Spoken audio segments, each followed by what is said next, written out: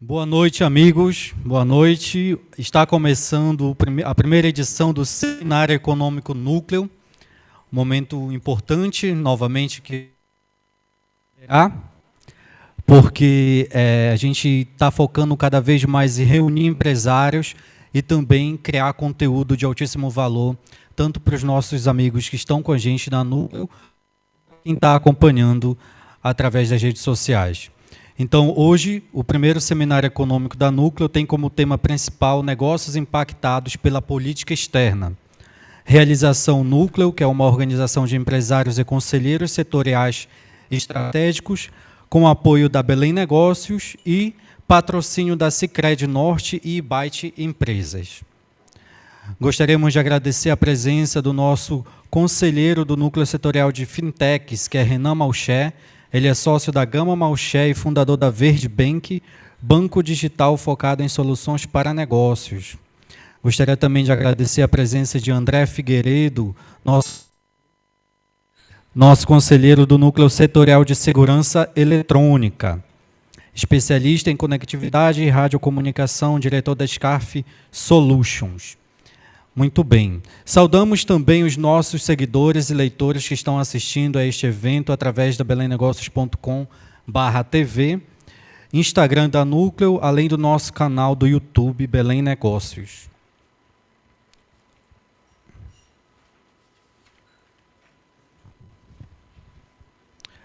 Eu posso, esse momento agora para falar das próximas iniciativas da Núcleo, que é bem interessante também.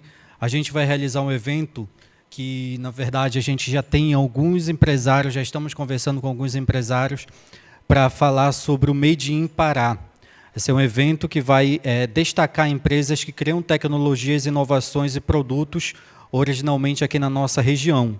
Vai acontecer no dia 21 de outubro.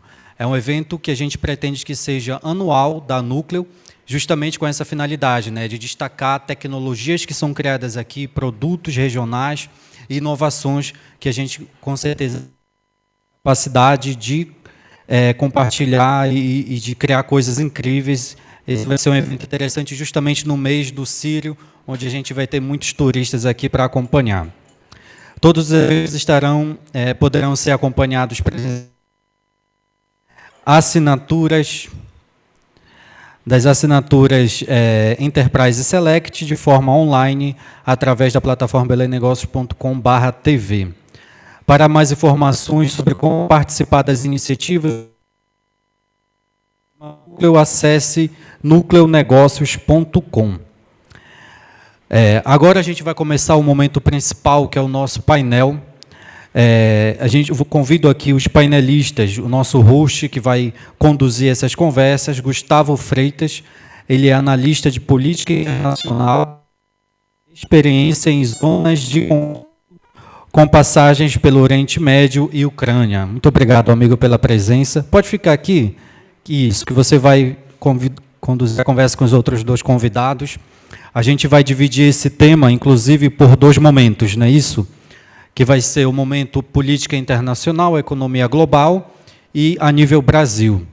Em outro momento, ele vai conduzir a conversa, que é justamente o tema regional, como os nossos negócios estão se comportando através do novo cenário econômico. Então, eu convido também para participar desse painel Gustavo Fernandes, analista econômico da Sicredi, e mestre em economia pelo UFRGS. Muito obrigado pela presença. Salva de palmas, por gentileza. Também convido para participar desse painel o Lucas Gabriel. Ele é advogado, sócio do PIB Advogados e sócio-diretor do PIB MIA Serviços Globais. Por gentileza.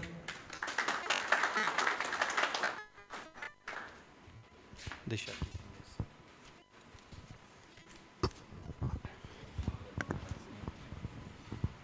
Vamos ficar só com o microfone. Ah, tá.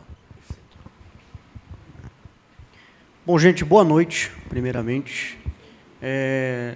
Queria agradecer o Rodrigo aí pelo convite para participar aqui dessa rodada de conversa com um tema que é muito complexo, que certamente todo mundo que vai falar aqui precisaria de pelo menos 1 hora, 2 horas para entrar detalhadamente nos assuntos.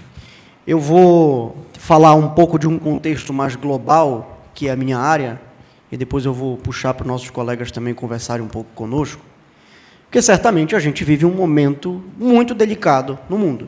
Isso, qualquer um que abra seu celular de manhã, que veja o jornal à noite, está vendo que o mundo mudou. O mundo está cada vez mais complexo, mais tenso e mais sensível.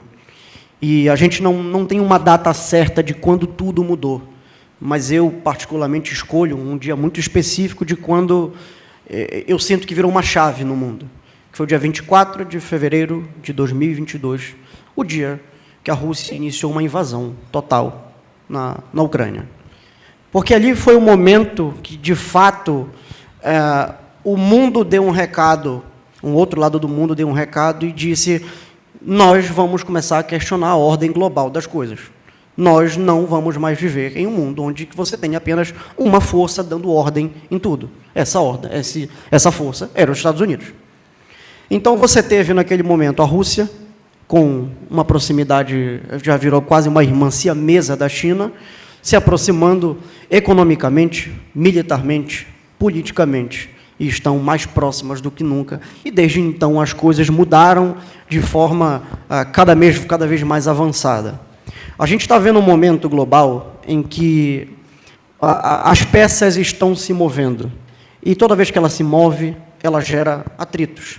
Uma potência do tamanho dos Estados Unidos jamais aceitaria perder a sua posição de liderança sem antes questionar como as pessoas estão fazendo isso.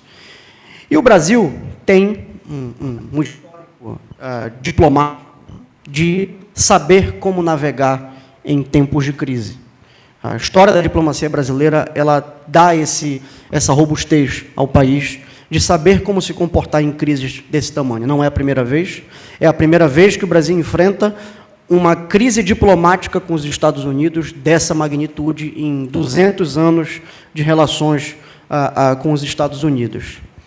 Como é que a gente se comporta numa situação dessa? Como é que a gente lida com um mundo cada vez mais dividido, escolhendo os seus lados, tendo calma? Não adianta se abraçar nos extremos, nas emoções do momento, e de achar que os Estados Unidos estão brigando com a gente, então a gente não tem mais que conversar com os Estados Unidos. Ou quando você vai para o outro lado, dizendo: não, nós precisamos nos agarrar, sobre qualquer modo, a China e largar dos americanos. Não funciona assim. Não funciona assim. A história da humanidade, ela sempre tem impérios. Você tem impérios que crescem, que ascendem, que se estabelecem, que dominam e que um dia declinam. Mas demora para isso acontecer. E nós não temos potência para ficar comprando briga com um cachorro desse tamanho, um cachorro grande desse tamanho. Então, é preciso serenidade para dialogar. Todos os pontos do mundo, nesse exato momento, têm atritos acontecendo. Se vocês olharem para o Oriente Médio, vocês vão ter Israel em guerra com o Hamas na faixa de Gaza. Mas você vai ter atrito de Israel com o Líbano. Você vai ter atrito de Israel com o Irã, que, embora Donald Trump diga por aí que ele destruiu o arsenal nuclear dos iranianos, não fez. É impossível você fazer isso em um dia. Tem atrito dos americanos e israelenses com os Houthis no Iêmen. Se você vai para a Europa, existe uma crise social imensa na Europa com o desgaste dos europeus com a crise migratória no continente europeu. Semana passada, a Alemanha anunciou que eles não têm mais condições de bancar um estado de bem-estar social que eles sempre tiveram, que sempre foi modelo para o resto do mundo, a forma como a Alemanha governava há 15, 20 anos. Não tem mais como bancar. Fora que os europeus estão todos enfiados em uma guerra com a Ucrânia. Eles bancam a Ucrânia. Se não tiver europeu e os americanos, não existe Ucrânia. Aqui perto de nós, tem navios americanos chegando na costa do Caribe por conta de uma crise com a Venezuela. Não vai ter guerra. Os americanos não vão invadir a Venezuela. Mas é um atrito. Nós temos a possibilidade, inclusive, de um submarino nuclear estar estacionado no mar do Caribe por conta de um problema com a Venezuela, que afeta a região inteira. É um atrito. Quando você vai para a Ásia, você tem a crise cada vez mais agravante da China com Taiwan, sem falar dos pormenores. Onde vocês olharem tem crise. A gente precisa saber como se comportar nessa crise. é através exclusivamente de sobriedade. Não adianta achar que a solução é simples para o problema. A solução ela não é ideológica, a solução ela não vem no grito, ela não vem com um bonezinho enfeitado, a solução é, e sempre vai ser, diálogo. Para encerrar aqui a minha fala e já puxar para os meus colegas, cada crise ela gera uma oportunidade. A gente está vivendo um momento que a gente não sabe o que o Trump vai fazer amanhã. O Trump ele é um cara muito imprevisível. Ninguém gosta de imprevisibilidade a esse nível. Imprevisibilidade é um problema muito grande, porque ele pode amanhã acabar com um tarifaço e depois de amanhã retornar a ele. As pessoas precisam viver num ambiente um pouco mais estável do que isso. Então, as relações Brasil-Estados Unidos já estão danificadas, independente do que Trump resolva fazer amanhã. Eu enxergo um caminho que, para mim, é muito óbvio, mas, em tempos de crise, o óbvio também precisa ser dito. O mundo caminha para a Ásia. O mundo está se direcionando para a Ásia. E se isso não estiver óbvio para as pessoas, atentem ao comportamento dos americanos. O Donald Trump, quando assumiu o poder, disse, não vamos fazer guerra. Israel tentou ao máximo puxar os americanos para um conflito no Irã. Não vamos começar uma guerra no Irã. Que se nós começarmos uma guerra com o Irã, vamos nos atolar no Oriente Médio. O foco é a China, o foco é a Ásia. Precisamos acabar a guerra da Rússia com a Ucrânia. Não faz sentido para os Estados Unidos continuar bancando uma guerra na Europa, no continente europeu. O foco está na Ásia. E agora, em outubro, tem uma janela de oportunidade muito boa para o Brasil. Na semana anterior em que Trump anunciou o tarifaço, estava acontecendo a reunião do BRICS no Brasil. E o líder da Indonésia convidou o governo brasileiro para participar da cúpula da ASEAN. Quem não conhece, a ASEAN é um grupo dos países do Sudeste Asiático. E o Brasil vai participar dessa cúpula agora, no 26 de outubro. Se o governo brasileiro não está preparado ainda, não está levando uma gigantesca delegação de empresários para começar a diversificar o seu mercado através do Sudeste Asiático, está perdendo uma grande oportunidade. Vejam que eu não estou nem falando da China. A China vai ficar para o Lucas falar daqui a pouco. Eu estou falando do Sudeste Asiático. Tailândia, Vietnã, Laos, Camboja, Filipinas, Indonésia, Malásia, são 10 países que parece destino turístico quando eu falo, mas junto a todos eles dá um mercado de 4 trilhões de dólares, hoje o bloco como um todo é a quarta economia do mundo, quarta ou quinta, se não estou enganado.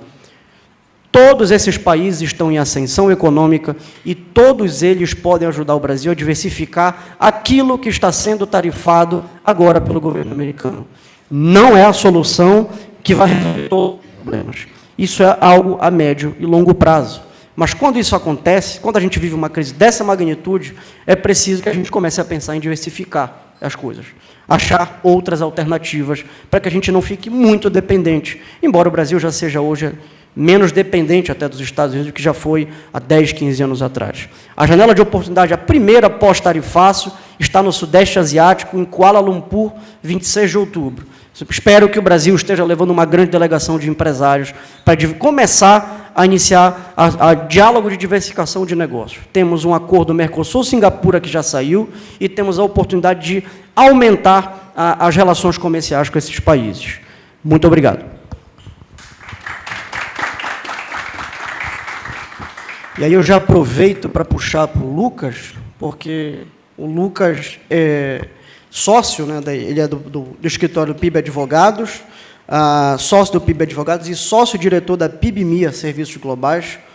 O Lucas é novinho, aqui a mesma idade que eu, mas já pisou tanto na China que já está quase falando mandarim e certamente vai dar um papo. Boa noite a todos, tudo bem?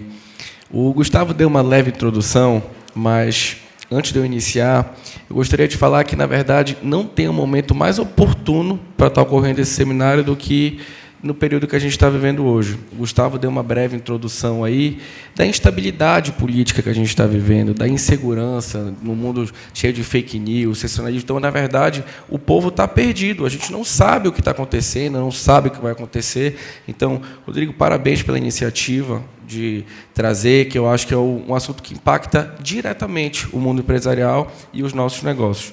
Então, o Gustavo deu uma breve introdução, mas, para quem não me conhece, eu sou o Lucas Gabriel, sou advogado aduaneiro e tributarista, sócio do PIB Advogados e do PIB MIA Serviços Globais, como o Gustavo falou. E, na verdade, o PIB MIA Serviços Globais, ele nasceu depois de algumas janelas de oportunidades que eu tive na China e visitei algumas vezes. E dei de encontro com um mar de oportunidades para nós brasileiros. A gente fala da China porque é o que está em alta, é a sede do nosso escritório, é o lugar que eu mais frequento, mas é exatamente o que o Gustavo falou, não é só a China. É o mercado no mundo inteiro e, principalmente, no Sudoeste Asiático, ali nos países que ele citou. Então, trazendo um pouco o gancho para cá, para o Brasil, a China ela é um país muito antigo, a civilização mais antiga que a gente conhece. A China tem mais de 5.000 anos. Então, a China não começou a brincar hoje, e nem ontem. A China vem fazendo, na verdade, um trabalho de formiguinha há muitos anos, claro que mais intensivo nos últimos 20, 25 anos. Quem teve a oportunidade de ir na China, nem isso, 15 anos atrás, hoje vai encontrar uma China completamente diferente. Então, um pouco do meu papel aqui é tentar desmistificar um pouco esse bicho-papão que o pessoal pinta da China e que é impossível de fazer negócio lá, que não é bem assim. Então, a China, o que ela fez? Ela entendeu como jogar o jogo. Hoje a gente fala muito da China, a China para lá, a China para cá, o fulano foi para a China é o futuro, fez negócio, mas por isso que eu falei, ela aprendeu a jogar o jogo. Ela entendeu que tem coisas que ela consegue fazer sozinha e tem coisas que ela não consegue. Então, o que ela fez? Ela começou a botar estrutura em outros países para poder suprir o próprio mercado, né? A gente vê muita notícia de investimento chinês e o Brasil não seria diferente. A China está construindo o que a gente chama de nova rota da seda, com investimentos trilionários em diversos países para fazer justamente essa conexão global e o Brasil não ficaria de fora. Então, eu trago algumas reflexões aqui para a gente, porque eu acho que nós ainda não estamos utilizando o 100% que a gente pode de relação com ela. A gente vê que o governo federal está tentando, está tendo muitos incentivos, mas eu trago um pouco mais para a nossa realidade, inclusive do estado do Pará. Eu tenho muitos clientes que eles conversam comigo e estão fugindo daqui. Eles falam, Lucas, não tem por que eu ficar aqui. Aí eu falo, mas, cara, por quê? O que a China precisa, um país com muita gente? Comida e minério. Adivinha o que a gente tem para dar de sobra? Comida e minério. O Pará é um dos maiores produtores de minério do Brasil. E eles estão fugindo daqui. O porquê? Falta hoje determinados incentivos fiscais para essas empresas. Então, além de falta de incentivo fiscal por parte da administração pública, chama uma atenção muito crítica hoje, que é o nosso porto. O nosso maior porto, o Porto de Barcarena, que é o Porto de Vila do Conde, ele encontra-se altamente congestionado. Então, ele não consegue atender a demanda que está sendo atribuída para ele. Então, o que o empresário está fazendo? Em vez de a gente verticalizar essa demanda toda aqui no Estado, gerando tributos, pagamentos de tributos, receita, empregos, o pessoal está fugindo. E a China, não tem como a gente fugir disso. A China já está presente no nosso dia a dia. Essa parte de exportação de commodities, de soja, de minério, que a gente fala bastante, é algo distante para o povo que não trabalha com isso. Mas já vai muito além disso. A China hoje já está no nosso dia a dia. A gente viu um boom de explosão de carros. Aí, 5 anos atrás, quem é que falava de carro elétrico, carro híbrido, BYD, GAC, GWM? Então, a gente precisa entender que a China faz parte, ponto 1. E ponto 2, o mundo empresarial, o mundo de negócios, a gente precisa perder o medo de fazer com a China. A pessoa que hoje, o empresário, de qualquer setor, tá? Varejo, atacado, serviços, não busca oportunidade lá, ele vai ficar obsoleto, ele não vai ter margem, ele não vai conseguir. Então, enquanto você está aqui te batendo no mercado nacional, o teu vizinho, o teu concorrente está lá na China, está numa Canton Fair da vida, está em Xangai, está numa feira, está fazendo negócio. Então, essa era um pouco da minha missão aqui hoje com vocês, através da fala, tentar desmistificar. A China não é esse bicho-papão que o pessoal pinta. Dá para fazer negócio, eles querem fazer negócio, eles estão abertos para receber a gente lá. Falta a gente entender a jogar o jogo, porque eles já entenderam. Então, faço esse convite. Agora, em outubro, acontece a Canton Fair. É um momento muito bacana para o empresário ter contato com a China, ter contato com as fábricas, e é aquela situação, conhecer de fato na fonte, né? Eu acho que era um pouco disso que eu tinha para contribuir, Gustavo. Maravilha. Salva de palmas para o nosso colega. Você vai agora, não vai em outubro? Outubro, 13 de outubro. 13 de outubro. Tá bom. Depois, quando a gente terminar essa rodada, a gente vai abrir para aqui para perguntas, não é? Tá. Eu já tenho até a minha primeira, que vai começar aqui. Hoje, nosso próximo convidado é meu xará, que é o Gustavo Fernandes. Ele é analista econômico do Sicredi, mestre em economia pela UFRGS, não é isso? URGS. Isso, pronto. Perdão. Gustavo, fica à vontade aí, que eu rodei o mundo, o Lucas ficou ali por Pequim, pela China. Venha para o Brasil agora conosco. Bom, boa noite a todos. Eu me chamo Gustavo Fernandes, eu sou analista econômico no Sicredi. Tá? Eu trabalho na parte de economia mesmo, então a parte que olha para o mundo, olha para o Brasil e faz projeções econômicas. Tá? Nosso, vamos dizer, carro-chefe é projeção de taxa de juros, de câmbio, de PIB. E quando surgiu essa notícia do tarifaço, a gente se debruçou para fazer um estudo, né, que tentasse quantificar esses impactos na economia brasileira. Mas eu gostaria de dar um passo atrás antes, tá? Porque às vezes a gente pode pensar, olha, o Brasil recebeu uma tarifa de 50%, outros países tarifas menores. Na verdade, o fato é que o mundo inteiro está sofrendo com essa guerra comercial e, diferentemente do Brasil, e os outros países, e aqui eu digo em especial a China, o bloco União Europeia, o Canadá, o México, todos eles têm vultosos superávites comerciais com os Estados Unidos. Então, existe, na prática, uma reorientação da política comercial norte-americana, com a ideia de depender menos das cadeias globais de valor, né? Ou seja, depender menos do que a gente chamava, ou chama ainda, né, há pelo menos 40 anos de globalização. Tá? E isso se deve aos cenários que os meus colegas aqui de painel escreveram, né? A ascensão de uma outra potência econômica dessa vez, né? A gente que tenha condições de competir com os Estados Unidos, coisa que não existia no mundo de 40 anos atrás, né? Uma coisa que apareceu nesse século. Então, os Estados Unidos tendo um competidor à altura na parte econômica, tá? A gente passa a ter essas, vamos dizer, tensões geopolíticas, e a política comercial norte-americana ela acabou mudando, né, por causa disso. O que a gente vê, tá, é que essa medida, né, tomada lá pelo governo dos Estados Unidos de impor uma taxação generalizada de pelo menos 10%, mais as tarifas da chamada lá seção 232, que na verdade é um nome técnico lá para a lei que foi usada para a tarifação de 50% sobre alumínio e ferro de todos os países, tá? Ela vai acabar tendo um impacto na economia global, né, de retrair o PIB no mundo em aproximadamente 580 bilhões, tá, nas projeções do FMI. 580 bilhões é 0,5% do PIB do mundo, é equivalente ao PIB do estado de São Paulo, aqui no Brasil, equivalente ao PIB da Argentina. Ou seja, por conta das ineficiências que as tarifas geram, a gente vai acabar o mundo vai acabar crescendo uma Argentina a menos agora nesse ano de 2025 e possivelmente em 2026 também. Tá? Isso acaba tendo um efeito para a economia brasileira, tá?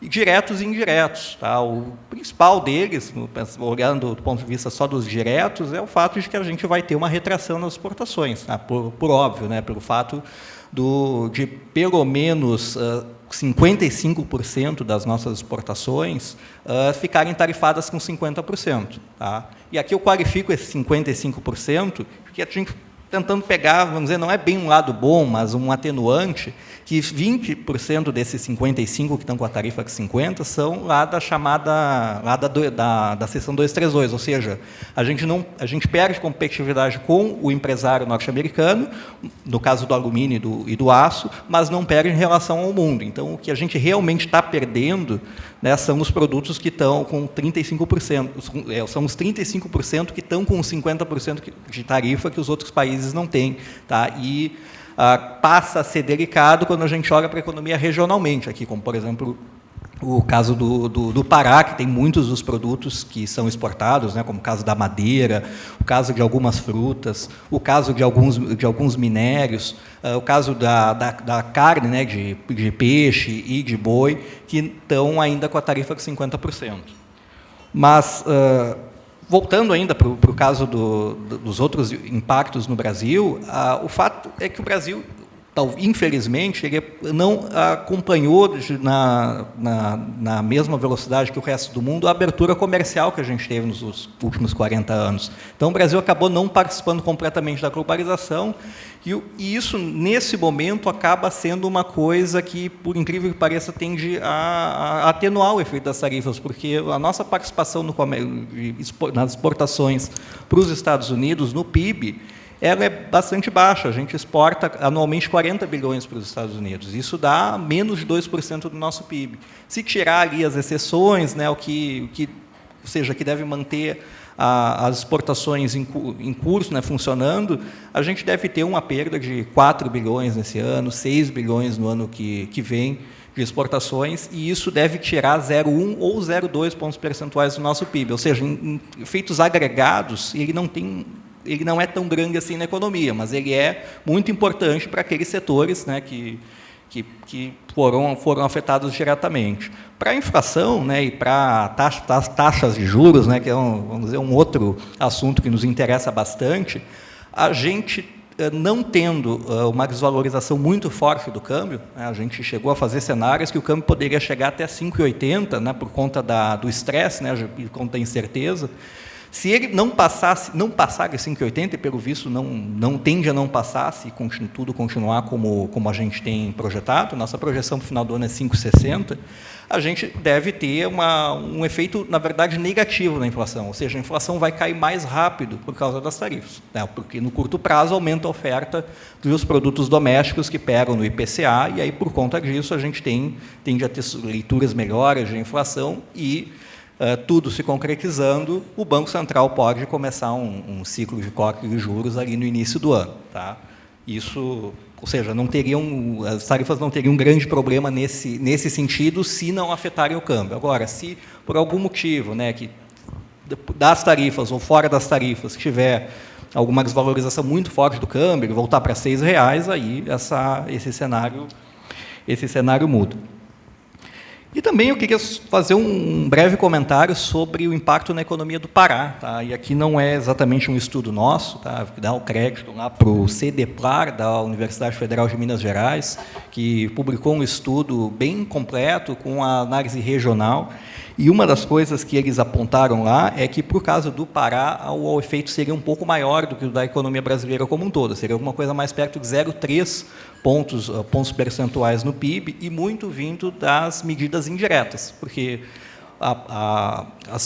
grande parte das exportações do Pará são questões de minério, e o minério, às vezes, uma proporção muito grande dele vai para a China. Na pauta das exportações do Pará, a China ocupa praticamente metade, são 49% das exportações do Pará vão para a China, enquanto para os Estados Unidos é só 3,6%, é um outro dado a se atentar.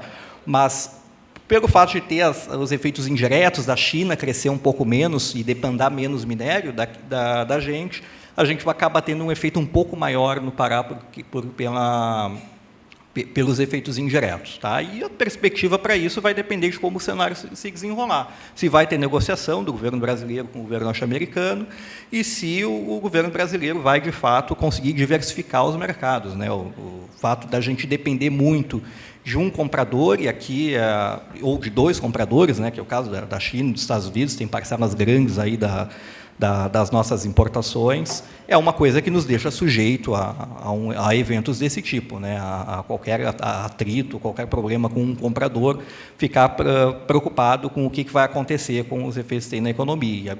E, no curto prazo, tem o evento que os colegas comentaram aqui do Sudeste Asiático, e tem também o acordo Mercosul com a União Europeia, e que essa situação, que está sendo ruim para os europeus também, pode estar fazendo diminuir a resistência que alguns países, como a França, tinham de fazer o acordo com o Mercosul. Tá? Ou seja, esses eventos podem acelerar, talvez, a diversificação que o Brasil estava com dificuldade de fazer nos seus destinos de exportação. Obrigado. Salva de palmas aí para A gente vai abrir aqui, né, para conversar com as pessoas primeiro, e depois a gente faz a nossa substituição aqui no nosso banco. Eu vou fazer a primeira pergunta para o Lucas já, porque O Lucas eu já conheço, ele já me contou umas histórias das viagens dele à China, a Canton Fair. Ele me disse uma vez que quem vai para a China, para Canton Fair, é bom que não tenha passagem de volta com a data marcada, né? Conta aí, explica aí para a gente um pouco da Canton Fair, até para as pessoas entenderem um pouco mais o que é. Então, é exatamente isso. As pessoas que procuram a gente recomenda que a pessoa deixe pelo menos ali uns 5 dias de passagem flexível, porque o que acontece?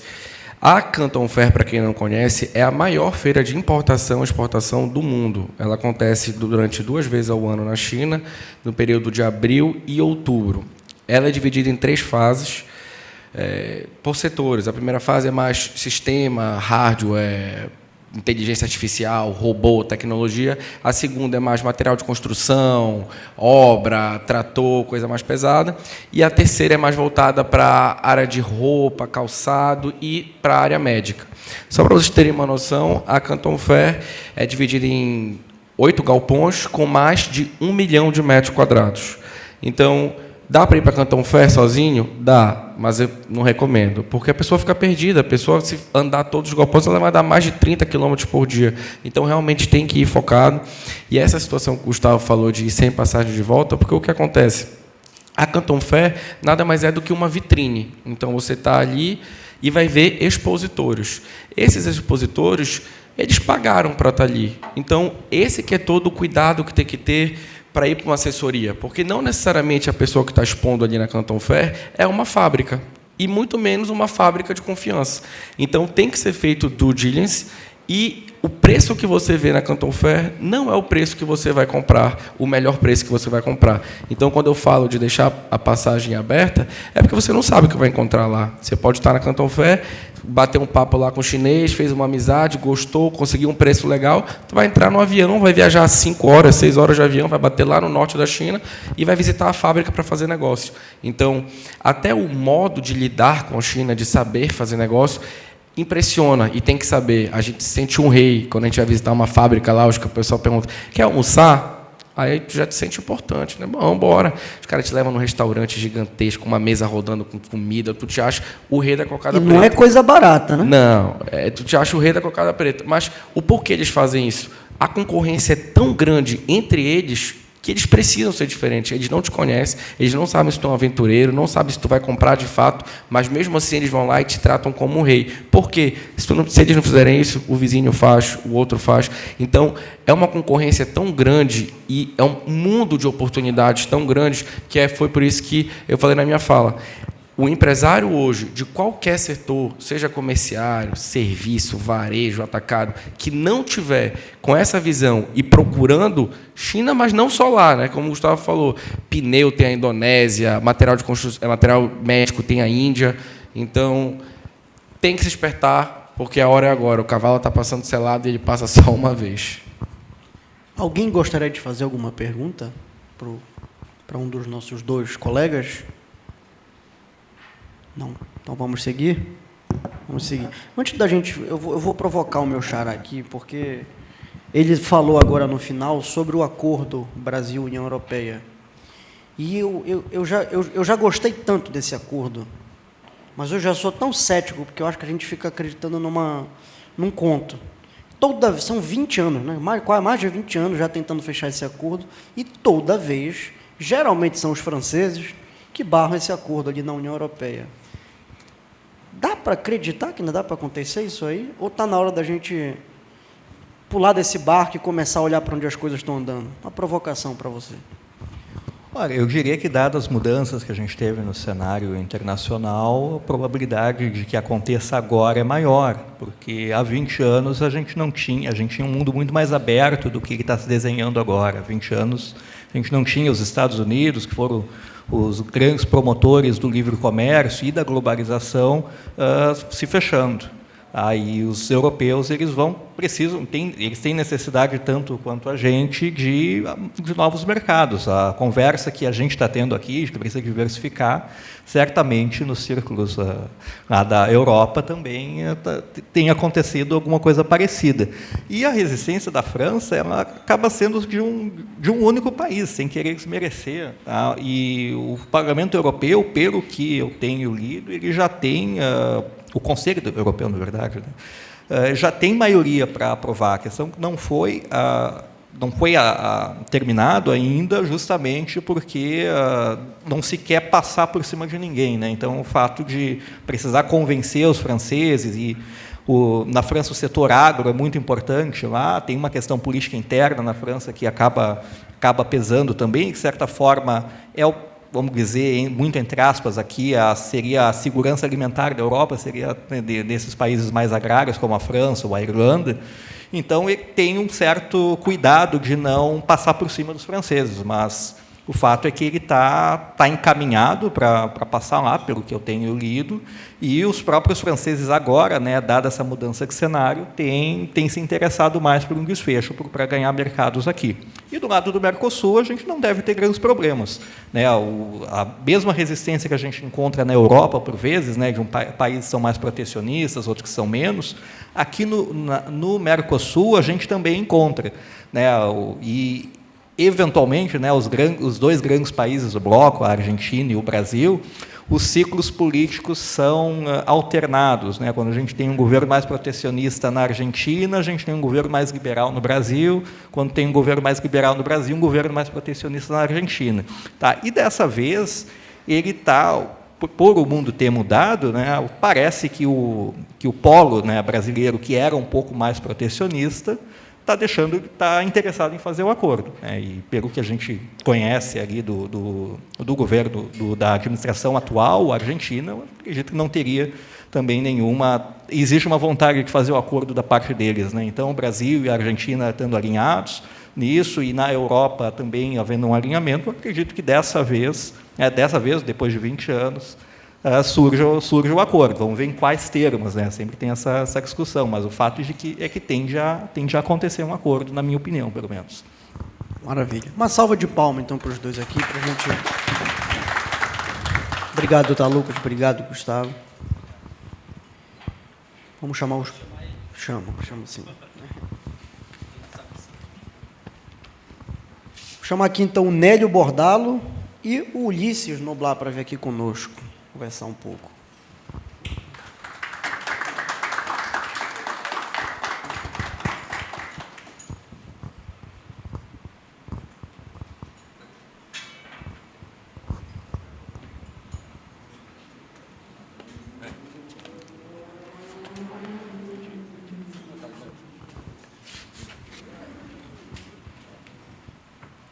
Bom, seguindo aqui o nosso roteiro, nós vamos continuar dando volta, porque agora a gente vai trazer um pouco para o nosso contexto regional. Eu vou chamar o Nélio, eu vou só ler aqui rapidinho. O Nélio Bordalo é economista, graduado pela UFPA, especialista em elaboração e análise de projetos pela UNAMA. E o Nélio vai dar para a gente aí um contexto sobre como essa situação global tem afetado o estado do Pará de forma mais aprofundada. Fica à vontade, Nélio.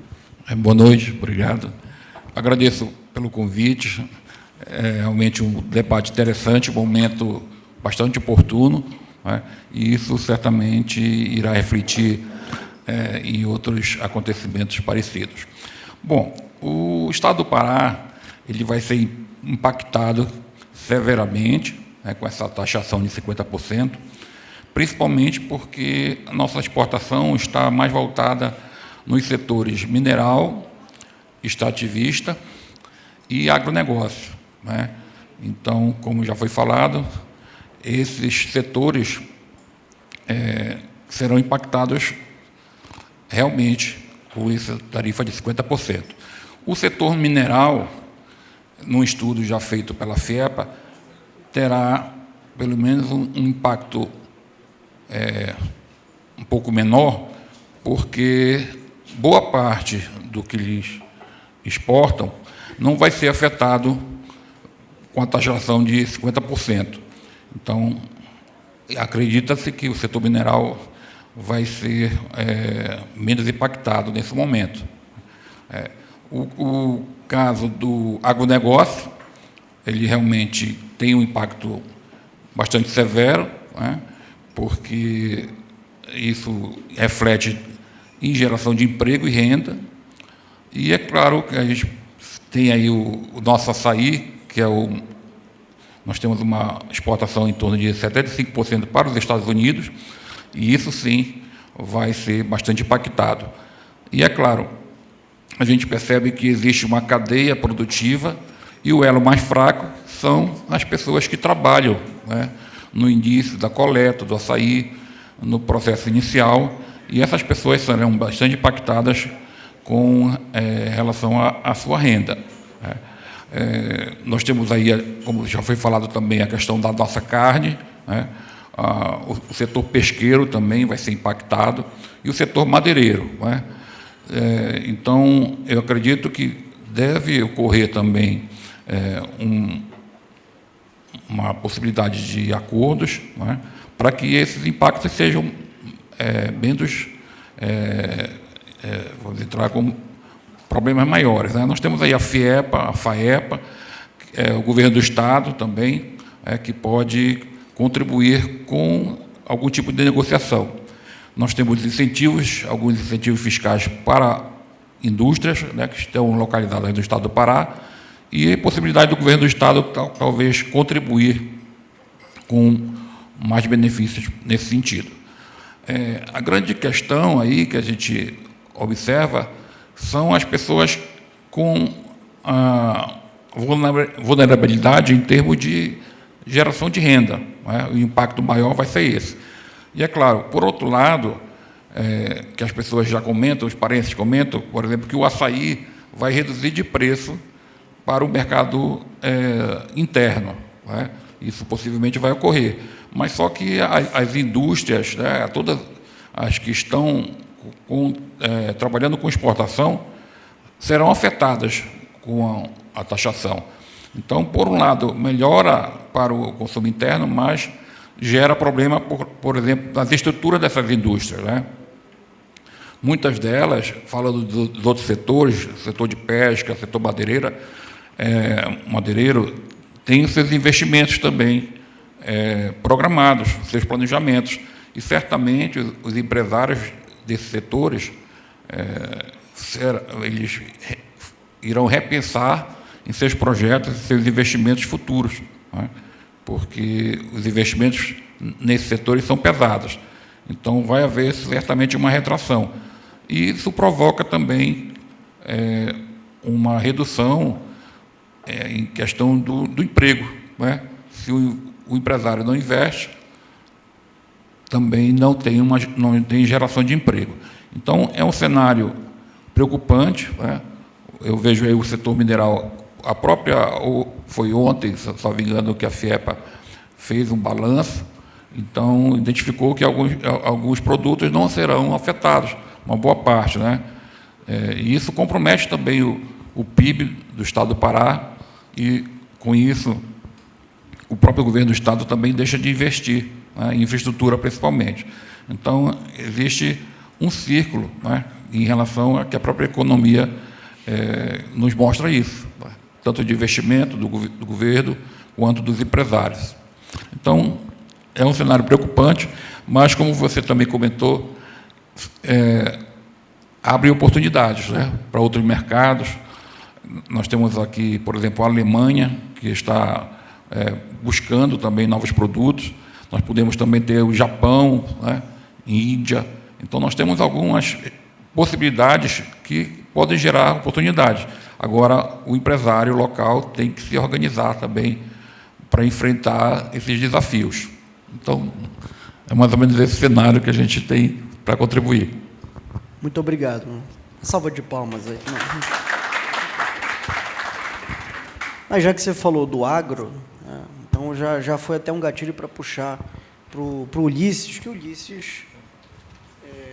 Ulisses é advogado, pecuarista e assessor jurídico da FAEPA e é diretor jurídico do grupo ENEI, tá certo? Assim mesmo? Pronto.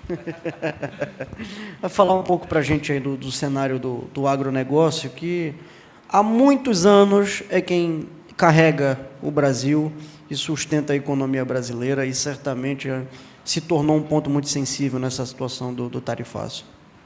Exato. Gente, primeiramente, uma boa noite a todos. Agradecendo o Rodrigo por mais essa oportunidade de estar aqui falando para players tão qualificados. e a todos os nossos painelistas que já estiveram aqui. Bem, quando a gente vai tratar de agronegócio, de fato a gente tem que ver que é o motor propulsor do nosso país. É quem vem garantindo aí tanto o PIB quanto as demais molas da economia brasileira e também do estado do Pará, né? A gente é um estado que passou de um estado extrativista primário. Hoje nós somos um estado produtor, sendo campeão de produção em açaí, cacau. A gente é o segundo maior rebanho bovino do país. Em minério somos uma potência. Em citros nós já estamos atingindo a primeira posição também em produção de citros, né? Mas todo esse cenário econômico incerto, isso vem maltratando um pouquinho o cenário do agro. No Brasil, até a última levantamento, nós ainda tivemos um crescimento de 5,68% no PIB, a gente ainda conseguiu fazer esse crescimento, mas a gente ainda não tem os números agora com o estabelecimento do tarifaço, né? Prevemos um decréscimo, mas por conta do nosso maior player, né, que é o Oriente Médio, que é a China, talvez isso não represente assim um impacto tão contundente quanto se noticia. Mas haverá impacto. Já está havendo, a gente já está vendo aí grandes empresas, inclusive no estado do Pará, fazendo demissões em massa por conta de algumas dessas questões e outras também relacionadas à questão da pauta ambiental, que nos ataca tão diretamente, né? A gente vê o estado do Pará sendo atacado por todos os lados e a gente, na verdade, é um grande produtor e a gente tem que mudar essa visão do mundo de que o paraense ele destrói a Amazônia, para não. O paraense ele produz aqui dentro de uma maneira responsável e sustentável. O que sai na mídia não representa nem 1% do que é o produtor paraense. Então, a gente tem que mudar essa visão e o momento é agora na COP que está vindo aí, né? A gente tem que aproveitar esses espaços justamente para mostrar para o mundo que o Pará produz certo e produz muito bem e de maneira sustentável. Tá? A gente protege a Amazônia. A gente costuma, hoje, vamos dar um exemplo prático, a demonizar o madeireiro, né? Eu advogo para algumas madeireiras e o madeireiro é quem menos desmata. Pelo contrário, o plano de manejo florestal sustentável, ele faz o giro saudável da floresta. Ele corta árvores que já estão em idade madura para que as outras possam crescer no seu lugar e aquele plano passa dali, de uma área que ele foi aprovado, somente 30 anos depois que ele pode voltar a explorar naquele lugar.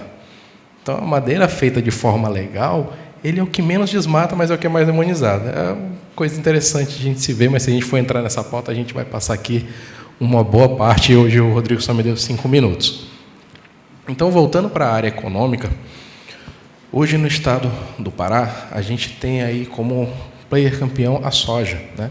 Para dar um exemplo mais próximo aqui de todos, a nossa soja hoje a gente tem uma grande parte que será afetada, mas principalmente a questão da carne bovina e do milho para os Estados Unidos vai ser uma área mais afetada, porque o nosso grande player é a China, e a gente tem que ver isso como uma oportunidade. Por quê? Existem 2 tipos de cenário. A gente vai encarar esse tarifaço de uma maneira a perder negócios, perder espaço internacional para os Estados Unidos, porque da feita que a gente perde espaço internacional, outros players vão chegar. Ou a gente vai enxergar isso como uma oportunidade de ampliar os nossos players. E é isso que a gente tem que ver. Hoje a gente tem ali a China querendo abrir mais espaços com o Brasil, da mesma forma que ela quer abrir com os Estados Unidos. A gente tem que aproveitar esse momento.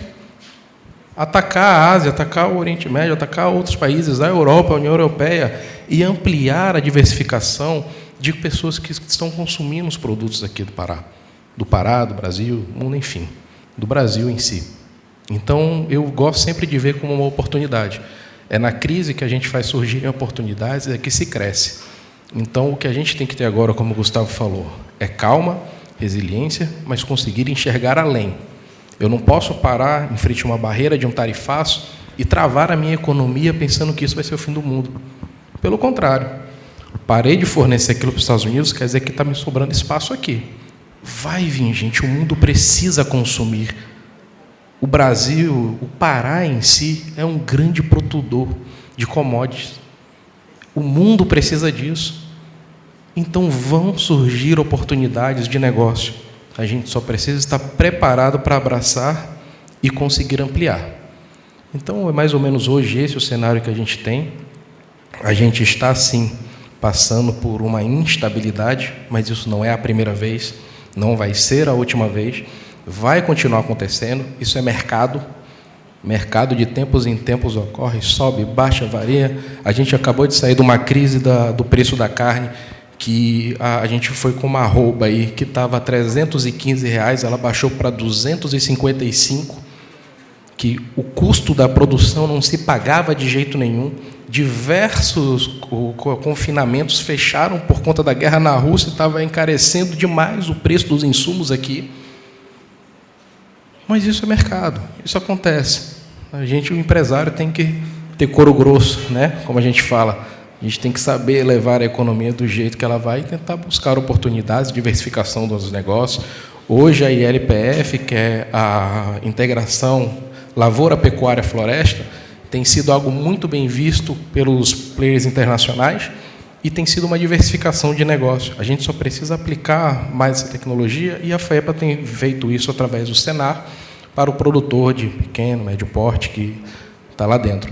A gente, falando em oportunidade, só para encerrar a fala, trazendo um fato agora, eu estava, hoje à tarde ainda, fazendo uma revisão de algumas portarias de transporte que o MAPA está querendo introduzir aqui para o Brasil inteiro, mas vai impactar muito mais aqui no estado do Pará.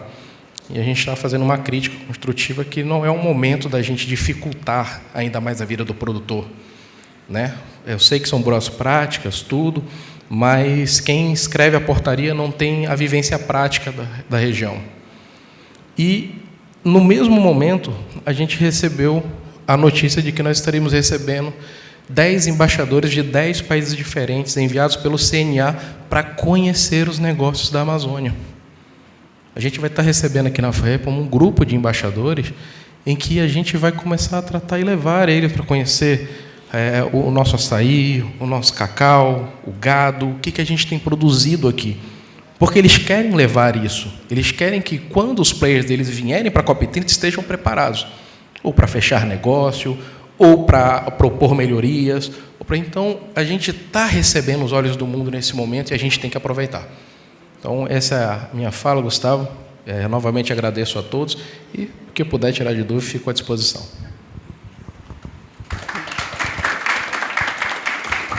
Alguém gostaria de fazer uma pergunta aos dois?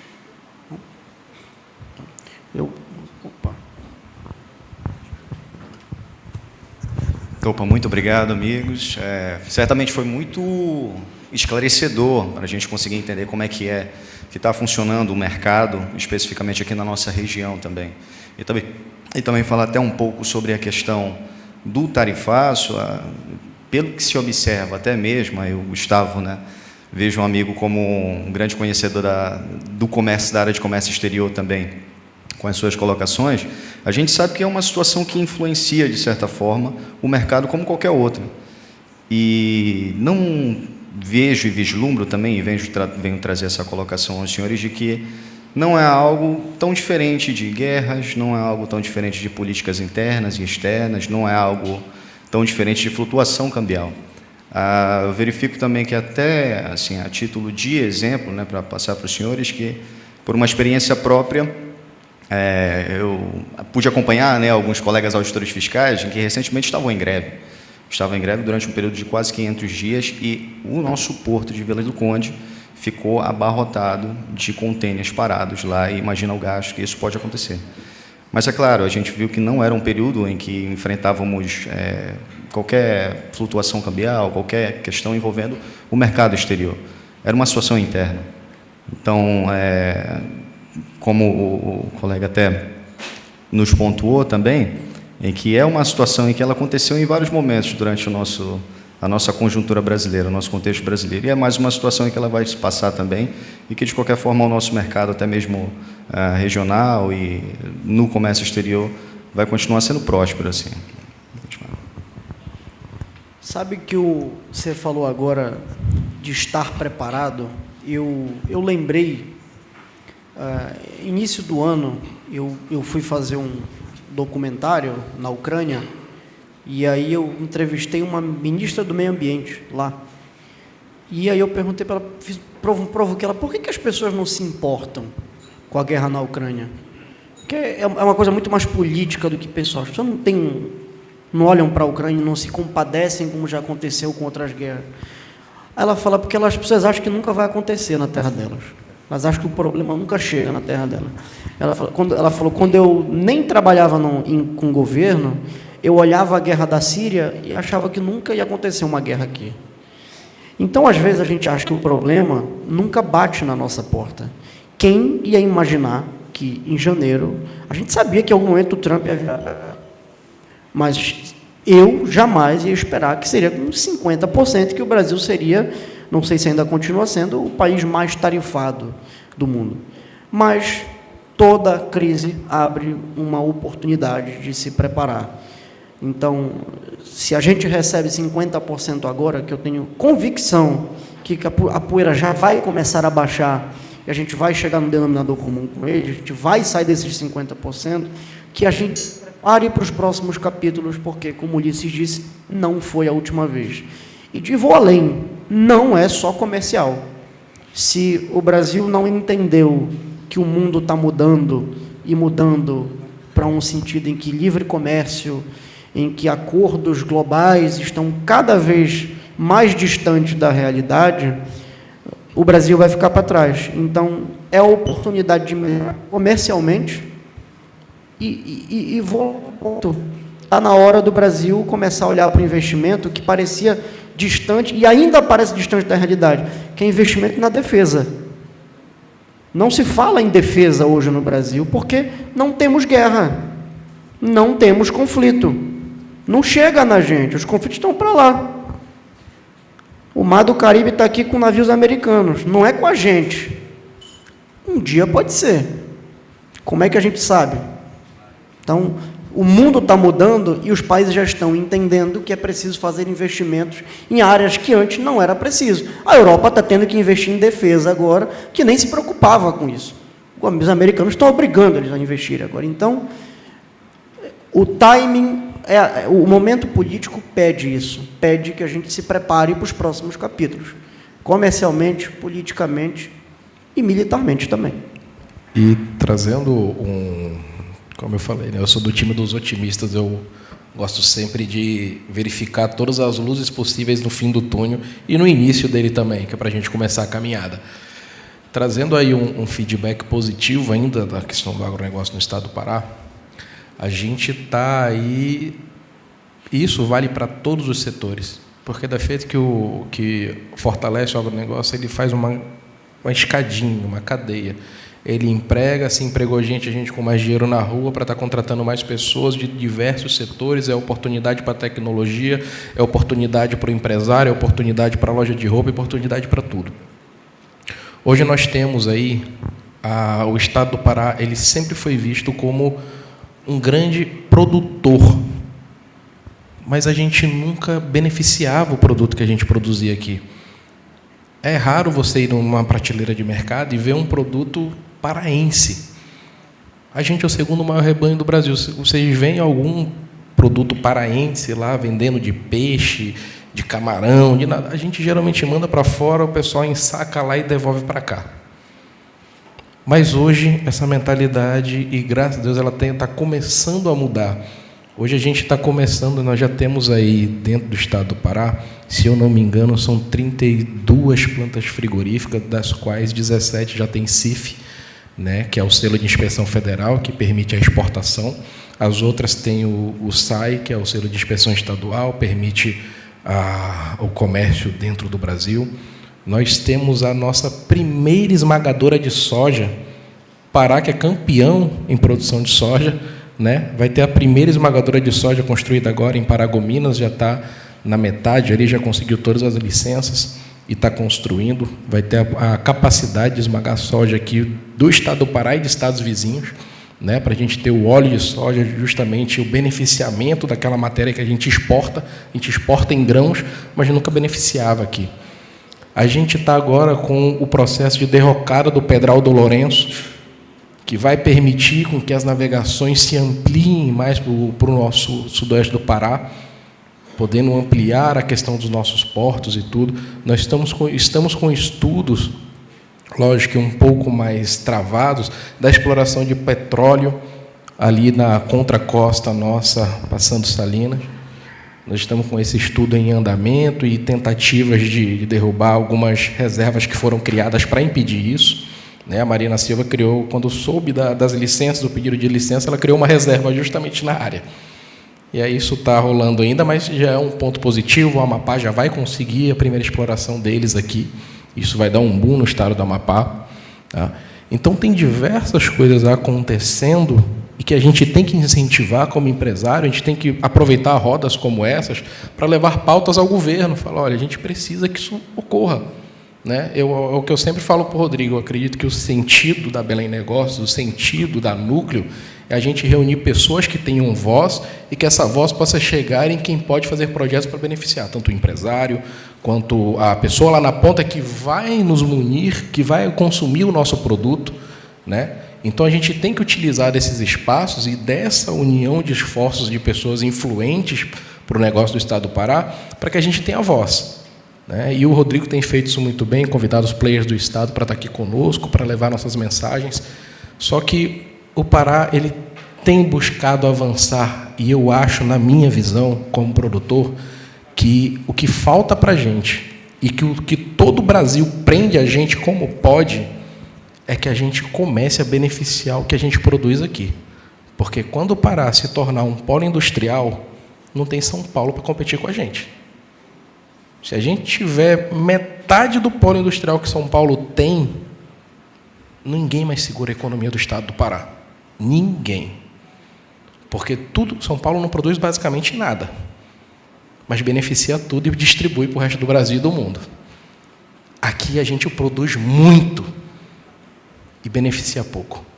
Então, essa é uma saída que a gente está começando a mudar a mentalidade. Ferrogrão está vindo aí, Derrocal do Lourenço está vindo aí, nossa primeira esmagadora de soja, conseguimos mais 7 CIFs de exportação em frigoríficos nossos, e agora a gente tem que ampliar isso. Tem que ampliar isso para a mandioca, tem que ampliar isso para o citros, tem que ampliar isso para o peixe, que a gente é uma potência na piscicultura, só que muito ainda artesanal. Isso não é mapeado para a gente chegar nas indústrias e falar, abra uma planta frigorífica no estado do Pará. Isso não é mapeado porque ainda é muito artesanal. Isso parte de políticas públicas, logicamente. Então, é essa mensagem de otimismo que eu gostaria de encerrar aqui, a minha participação. Logicamente que vou responder quem tiver mais dúvidas, mas que a gente tem que caminhar. Como empresário, como pessoa, como paraense, a gente tem que colocar isso daqui para frente. Obrigado. Uma pergunta? Então é isso. Quero agradecer, Rodrigo, também o convite para mediar aqui essa discussão. Como dizem, ao mundo, demos uma volta pelo Estado. É uma discussão muito importante, muito oportuna, que o Rodrigo certamente está trazendo aqui. Agradecer a presença de todos também, que certamente foi uma honra contar aqui com a presença de vocês. Muito obrigado.